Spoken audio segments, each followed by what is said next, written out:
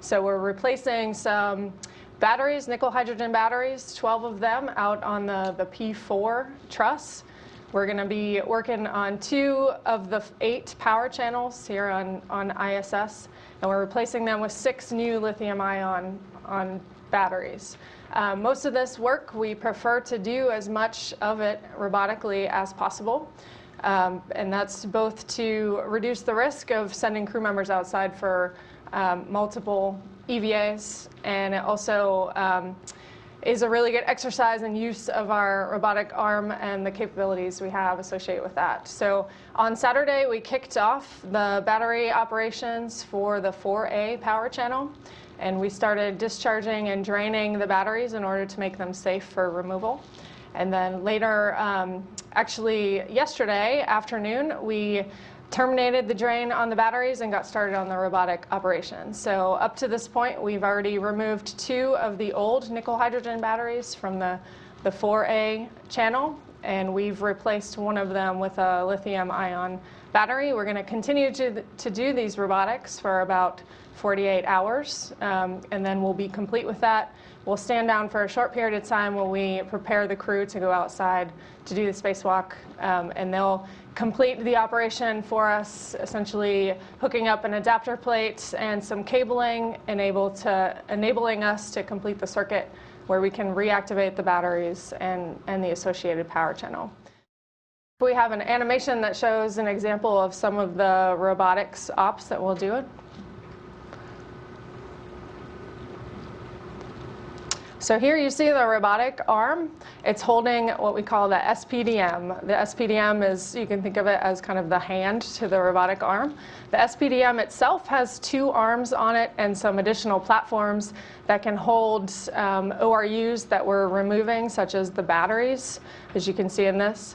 Those arms have special tools that can drive bolts so that they can remove the batteries. This here is an example of what it would look like when an old battery currently on the P4 Truss is being removed. It will be temporarily either stored on the SPDM or moved over to the exposed platform, which was delivered on HTV-7, housing the new lithium-ion batteries. There's 9 slots on the external pallet that will hold the old batteries for eventual disposal. And then the new lithium-ion batteries will be picked up also by the SPDM and transitioned over to the truss for installation. There are only 9 slots on the exposed pallet, so we can only dispose of 9 of the nickel hydrogen batteries that currently exist. 3 of them will need to be permanently housed on the IEA, which is the integrated electronics assembly where we're installing the new batteries. And when Jackie talks through the EVA, she'll show you kind of the choreography of how the crew will complete the installation and kind of leapfrog over some of those batteries for permanent storage on ISS.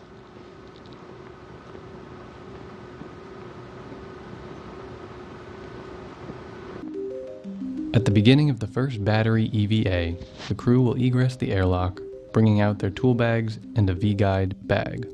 They will then translate with the bags to the back of S0 to stow it for a future contingency EVA.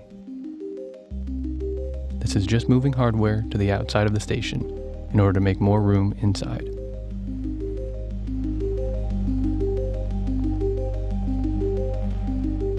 Next, EV1 Anne McClain with the red stripes on her suit will head out to the worksite on P4. She will stop at the CETA cart to retrieve a foot restraint that she will use during the EVA.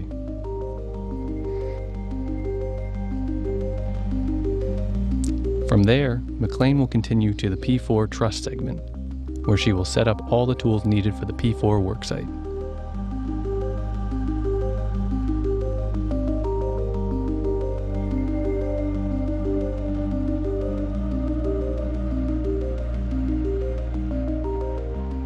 While that's happening, EV2, Nick Hague, will translate to the CETA cart. He will move the CETA cart outboard in order to create a bridge between the P4 truss and the exposed pallet for the crew.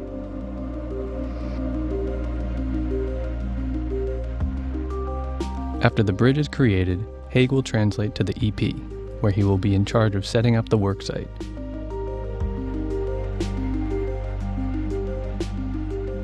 He will start by releasing high launch torques on all the bolts needed for this EVA.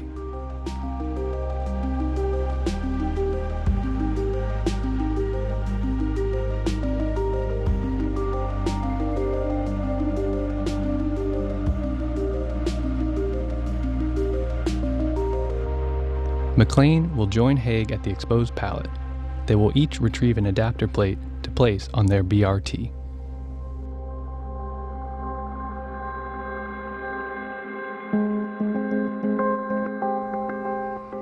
The crew will release the last bolt on the adapter plates and place an adapter plate on each BRT to translate down to the P4 worksite.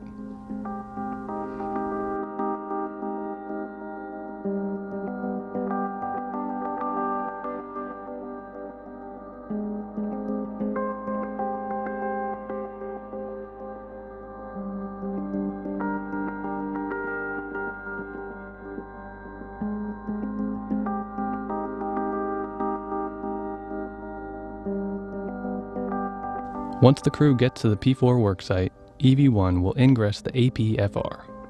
They will work together to install an adapter plate that EV2 is carrying into the empty slot.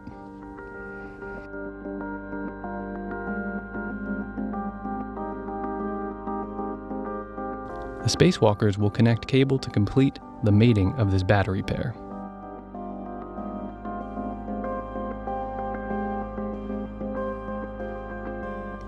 Next, McClain and Hague will relocate an old battery from the worksite to the slot where they just placed the adapter plate. This will allow them to open up a new slot to install a new adapter plate.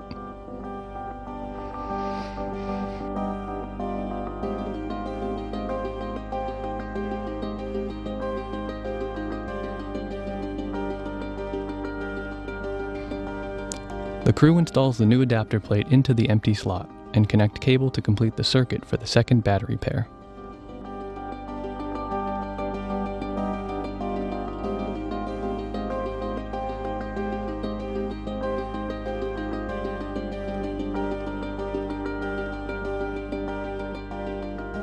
After relocating a foot restraint in order to reach the final slot, the crew will remove the last battery and install it onto the adapter plate they just installed. This opens up the third and final slot for this EVA.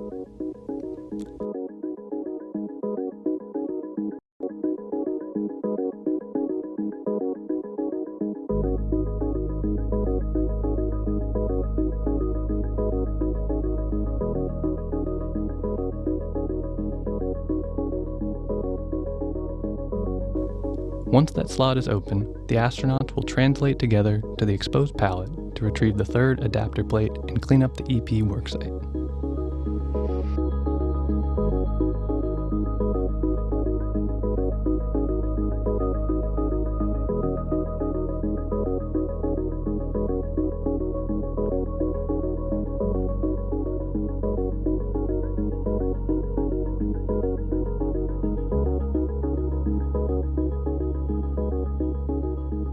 They will head back to the P4 worksite.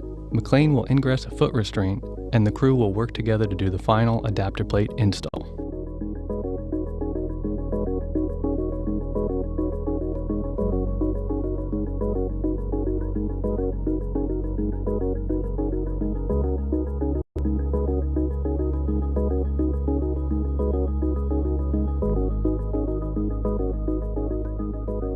Once bolted down, the crew will connect cable mating the third battery pair.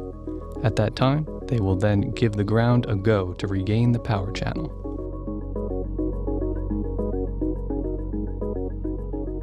The crew will clean up the P4 worksite, head to the airlock, and ingress, completing the EVA.